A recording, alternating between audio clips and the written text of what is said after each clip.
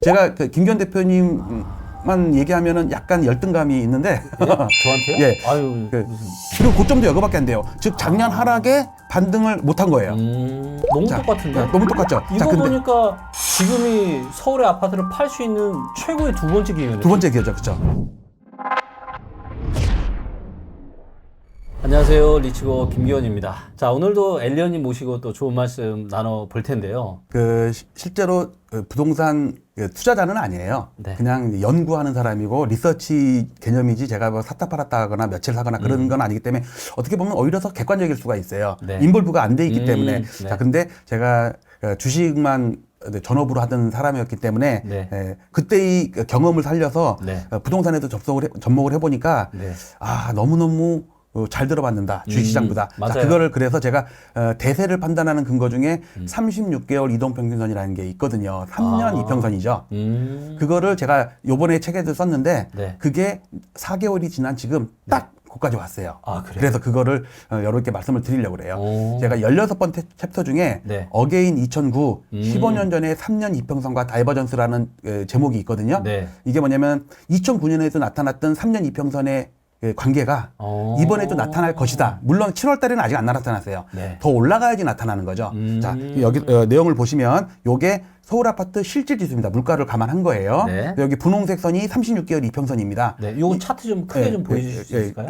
뒤에 보여지니까. 네. 근데 이제 요 주장은 제가 어떤 거였냐면 이게 주식의 화학 업종 36개월 이평선이랑 한 거거든요. 네. 자, 여기서 보시면 저항과 지지를 다 하죠, 이렇게. 네. 이렇게 하다 여기서 계속 저항을 하잖아요. 네. 이 상태에서 어떻게 되냐면요. 네. 지금 여기를 깼어요. 폭락을 했어요. 폭락을 했어요. 네. 이 화학업종이 코스피의 어떤 선행지표 같은 거거든요. 자, 그런데 여기도 보시면은 36개월 이평선 이론은 제가 만든 거거든요. 아. 증권시장에서 과거 우리나라의 펀드가 주로 3년 만기였기 때문에 이런 현상이 벌어져요. 네. 자, 여기서 한 가지 연초에 홍콩 ELS 사태 났던 거 기억나시죠? 기억나죠? 자, 그 홍콩에 그 ELS 들었을 때, 고점이었던 때가 2021년 초였어요. 2월이 상투고 한 5월까지 기었다가 네. 그다음부터 계속 빠졌는데 아, 네. 그게 3년이 되는 때가 올 초죠. 그게 3년 이평선이랑 같은 개념이에요.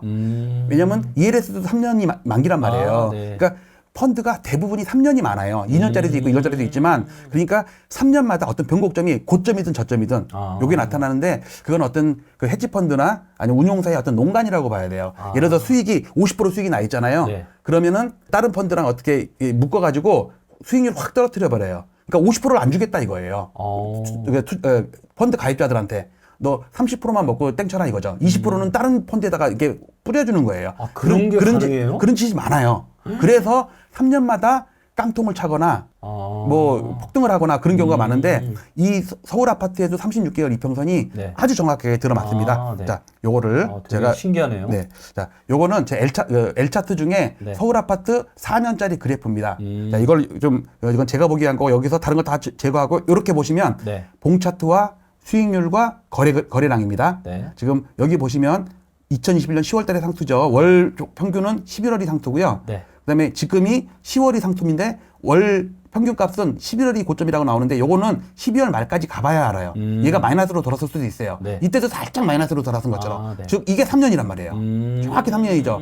제가 그 김기현 대표님만 얘기하면은 약간 열등감이 있는데 예? 저한테요? 예. 아유, 그 무슨. 저희가 3년 전에 모 방송국에 나와가지고 하락론자들 나와서 주장했던 게 있잖아요. 네. 제가 먼저 나와서 하락률을 주장했지만 저는 빠르면 6월, 4월, 늦어도 6월이라고 그랬는데 실제로는 10월이 상태였단 말이에요. 그때 이후로 계속 네. 올랐어요. 근데 네. 그걸 정확하게 10월이라고 맞추신 분은 기억도 나요. 그게 뭐 10년 만에 한 번인가 네, 뭔가 10년 한번 올까 말까 최고의 매도. 그거를 맞췄기 때문에 네. 제가 그걸 내가 맞췄어야 되는데 하는 열등감이 조금 있는 게 아유. 사실입니다. 예. 예. 그런데 요거를 실질지수 물가를 감안한 거 네. 예를 들어서 3년 전에 10억을 주고 샀는데 네. 3년 있다가 10억이 됐어요. 네. 그럼 본전일까요? 아니죠. 본전 아니죠. 왜냐하면 3년 동안 이자를 냈을 거 아니에요. 그렇죠. 그다음에 매매 물가 비용도 상승 들어가고 감안하면, 그러니까는 물가를 감안한다는 얘기는 금리도 감안하고 그렇죠. 그 보유 비용, 거래 비용 이런 것까지 다 감안한 거를 물가를 반영한 거거든요. 네. 요거를 물가를 반영하면요 얘보다 훨씬 낫겠죠. 특히 물가를 감안하면요 올 초 저점이 작년 저점보다 더 낮아요.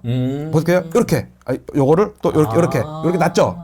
왜냐하면 얘가 1년 동안 올랐지만 1년 동안 물가를 그러네요. 오른 거를 감안하면 그 물가를 뺀다는 얘기거든요. 네. 이렇게 된 거예요. 이렇게. 그러네요. 그리고 고점도 여거밖에 안 돼요. 즉 작년 하락에 반등을 못한 거예요. 1년 하락보다 1년 상승이 아직은 못 오른 거예요. 이때는 분명히 작년 하락보다 올해 상승이 훨씬 높지만 네. 물가를 감안하면 2년 동안 물가를 감안하면 이렇게 됐다는 얘기거든요. 네. 근데 여기서 중요한 게 요겁니다. 요 선이 36개월 이동평균선이에요. 딱 닿죠. 그러네요. 예. 그러면 여기 뭐 2년도 있고 1년도 있고 5년도 있고 많을 텐데 그래서 과거 데이터를 제가 비교를 해보겠습니다. 네. 자, 요게 여기 R자가 리얼이라는 뜻이에요. 서울 아파트의 실질 지수인데 네. 이게 IMF 때부터인 거예요. IMF 때부터 보면 요 36개월 선이 이렇게 돌아서죠. 네. 그러면서 대상승 들었잖아요. 네. 이건 초기 파동이기 때문에 대상승이 아닌데 그 당시는 몰라요. 네. 얘가 감아 돌면서 여기 올라가지고 노무현 대통령 때 버블 세븐이 터질 때까지 이게 8년 동안 상승한 거거든요. 근데 이번에도 보시면요. 그다음에 이게 저항선 역할하죠. 이때 리먼 사태 나고서 이 밑으로 한번 떨어졌다가 반등을 하는데 저항을 받는 거예요. 제가 저항받으면서 다시 떨어지는 거예요. 그러면서 3년 동안 연속으로 급락을 한 거예요. 네네. 근데 이때도 반등했는데 이때 강남 3구는 더 올라갔는데 노도강은 못 올라갔거든요. 그러니까 이게 옆으로 한 2년을 거의 기다시피 해요. 네. 근데 이거 돌파를 했죠. 네. 그러면 얘가 돌아서죠. 네. 그러면서 얘가 급상승하면서 점점 더 올라가잖아요. 이게 대대상승이에요. 그런데 요게 2022년도에 깨졌고요. 네. 빠졌다가 저점을 살짝 깬 다음에 명목으로는 얘가 높은데 실제로는 얘가 낮아요. 네. 근데 올라갔는데 제가 책 했을 때가 7월 달이었거든요. 네. 근데 지금 딱 닿았어요. 요게 방금 전에 본 요겁니다. 요거. 소름 끼치는 소름 끼치는 거예요. 너무 자, 똑같은데? 야, 너무 똑같죠. 이거 보니까 지금이 서울의 아파트를 팔 수 있는 최고의 두 번째 기회네요. 두 번째 기회죠. 그렇죠. 그러니까 명목으로는 이 고점을 넘은 게 많이 있단 말이에요. 네. 고가 아파트들은. 네. 노도강은 물론 아직 여기가 있지만. 자, 근데 이거를 분기봉으로 보면 또 재밌는 현상이 벌어져요. 네. 요게 분기봉입니다. 분기봉인데 보세요. 이게 2006년 10일, 여기 10이라는 건 4분기라는 뜻이에요. 월이니까. 4분기의 마지막 달 2006년 12월, 이게 2021년 12월. 네. 그쵸. 연말이죠, 연말. 그 다음에 빠졌는데 1년, 거의 2년 가까이 빠지는데 3월 달이 바닥이죠. 네. 1분기가 바닥이라는 뜻이에요. 올해도 3분기가 바닥, 3월 달이 바닥이에요. 즉, 여기서부터 여기까지 빠진 기간이랑 여기서부터 여기까지 빠진 기간이랑 똑같은 거예요. 그 다음에 여기서 두 개 분기 오르죠. 네. 여기도 지금 두 개 분기 오르고 이번 분기는 아직은 모르잖아요. 근데 이때도 보니까 오르다가 저항을 받고서 3년 동안 박살이 나죠. 네. 이 현상이 저는 내년에 나타날 수 있다고 봐요.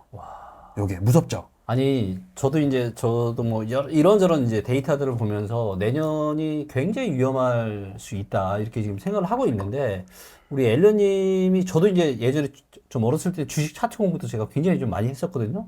근데 이걸 보니까 완전 이거는 대잡인데요. 그러니까 똑같아요. 네, 완전히 그러니까 떨어지던 아파트가 다시 올라오고 떨어지니까 3년 이동평균선이 꺾여서 내려오죠. 꺾이고 내려오는데 얘를 부딪히는 딱 이 부딪혀갖고 시점에 두 번째 고점 찍고 그 다음에 완전 쭉 작살나는. 그렇죠. 그러니까 명목으로 봤을 때 강남이나 서초구나 이런 데는 전고점을 넘어요. 네. 이번에도 넘었고. 근데 실질로 보면요. 그렇죠. 어느 구도 전고점을 넘은 구가 없어요. 실질로 보면. 네. 강남구가 넘었다고 하지만 실질로 보면은 못 넘었어요. 그렇죠. 물가를 그동안 네, 물가도 그렇죠. 올랐으니까. 맞아요. 자, 근데 이걸 또 재밌는 현상이 네. 이거를 연봉으로 보면 또 달라요. 아, 또 달라요? 이거 연봉입니다. 네. 지금 가려서 안 보이지만 이게 방금 전에 봤던 그 3년 이평선입니다. 여기 3년. 지금이 3년이에요. 네. 지금 올라가면서 머리 부딪히죠. 여기도 올라가면서 부딪혔잖아요. 보세요. 2년 빠지고 1년 오르고 3년 빠졌죠. 네. 2년 빠지고 1년 오르고 3년 빠질 거라고 저는 보는 거예요. 근데 이 3년 동안에 이미 그러니까 고점에서 3년 빠진 게 아니라 이미 한번 데미지 맞은 다음에 반등했다가 다시 빠지기 때문에 노도강이나 이런 데는 더 심각한 거죠. 서초구나 강남구는 전고점을 넘었다가 빠진 거기 때문에 안전마진이라는 게 있거든요. 네. 근데 서울 아파트의 대부분이 이런 현상을 못 벗어난다 이거죠. 즉 이거를 그러니까 진짜 하락 파동이 시작되는 거네 이제. 월간으로 봤을 때는 미세하게 보면 이렇지만 분기봉으로 보니까 분기봉 개수까지 월수까지 그렇죠. 개수까지 똑같고요. 이번에 이 저항을 저는 한두 달은 버틸 수는 있을 것 같은데 결국은 빠질 거라고 봐요. 요렇게. 그래서 제가 책에다가 썼던 15년 전 이게 15년 전 아니에요. 2006년에다가 15년을 더하면 2021년이거든요. 네. 15년마다 우리나라에 변곡점이 왔었단 말이에요.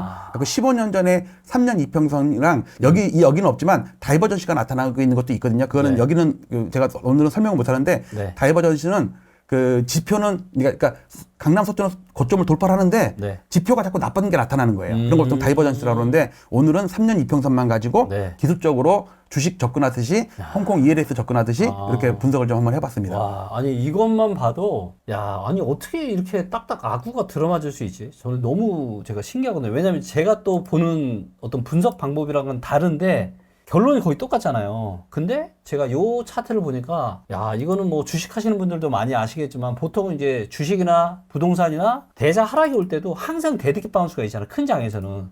그리고 떨어졌다가 1차 하락하고 데드캣 바운스 오고 오는 그 하락이 주식에서도 진짜 큰 하락이고 부동산도 똑같은 거잖아요, 이게. 자, 그래서 이 얘기를 들으니까 뭔가 이제 이거는 진짜 좀 살짝 소름 끼치는 그런 내용이네요. 네. 네, 제 책에 다 나와 있는 내용이니까 네. 책도 좀 사주시면 네, 감사하겠습니다. 우리 엘리님 책 많이 사주시고.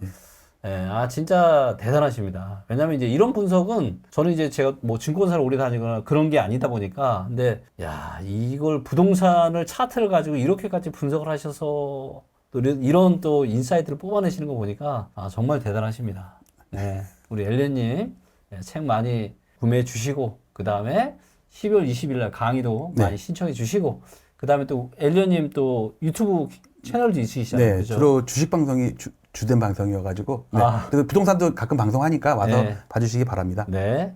자, 오늘 내용도 너무 좋았던 것 같고요. 또 조만간 우리 또 엘리언님 모시고 다음 이야기 들어보도록 하겠습니다. 감사합니다. 네, 감사합니다.